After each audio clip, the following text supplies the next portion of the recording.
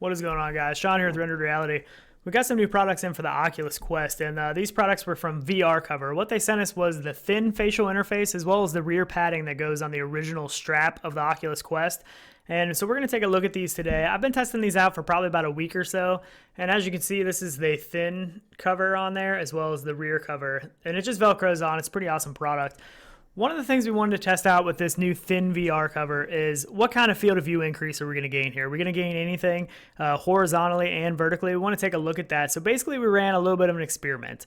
And what I did was I held my arms fully extended with my elbows locked out, holding the controllers, and I went as wide as I could go field of view and still see both controllers, and as big vertically as I could go and still see the controllers. And I had my wife measure at the same spot in the controller, both horizontally and vertically.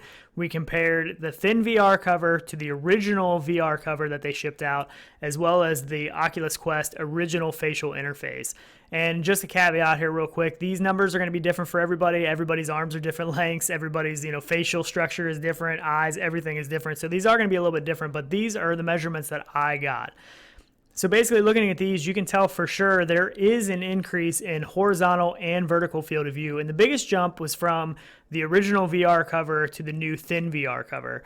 And as you can see, the VR, all the numbers are there. You can compare them. The original cover wasn't quite as big, but there was still a jump. You still had a jump in the original cover compared to the thin VR cover.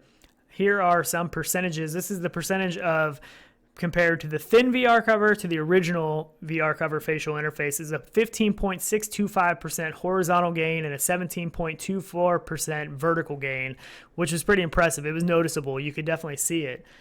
Now, when you look at the gains from the thin VR cover to the original VR cover, it's a little bit less. You still get a pretty decent jump in horizontal gain, not quite as much in vertical, a 1.49% vertical gain. So it wasn't as noticeable in the vertical field of view, but you really could tell a difference in the horizontal, which is, pretty important in VR. So that was impressive. We were really impressed with that. That is really cool. And just speaking on the thin VR cover, it's very comfortable still. You don't really notice any less comfort with it being a little bit thinner. It's still very comfortable, still made out of the same, leather type material. Very comfortable. I really enjoy it. Doesn't soak up sweat. It's a whole lot less itchy to me. Now, okay, for as far as the rear padding goes on the original head strap, it definitely is an improvement. I definitely feel that it's more comfortable. I can wear it for longer periods of time. For some reason, it does seem to create less pressure on my face. And the only thing I haven't done yet is try a rear counterbalance. I still think that a rear counterbalance would help out quite a bit. So that is something that I might play around with. Now, I was comparing this to the Vive Deluxe audio strap, the FrankenQuest. That's what I've been running on my Quest. So I still prefer the FrankenQuest comfort-wise, and you also have the built-in headphones, which is great. The audio is fantastic. The only problem with this is you're going to be spending about $100 roughly on Amazon for the HTC Vive Deluxe audio strap. So if you have the funds, I still think that is the most comfortable way to go. That paired with the thin VR cover is excellent. I really like that. But if you're running the original Oculus Quest head strap, the rear padding is definitely an improvement. That is a huge improvement over the, just the regular head strap with nothing on there. So it is still definitely something you want to look into.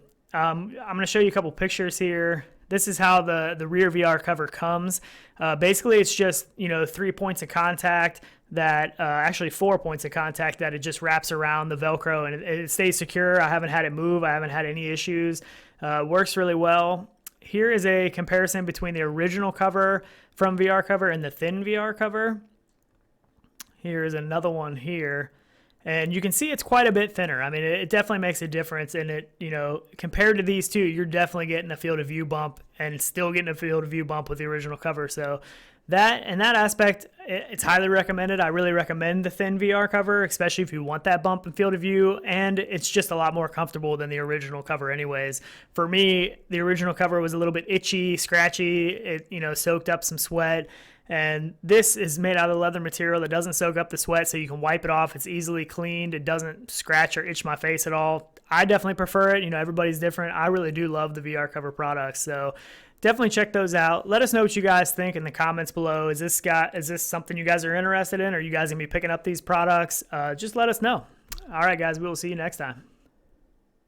If you enjoyed the video, please hit that like and subscribe button and hit the bell notification. That way you don't miss out on any future content.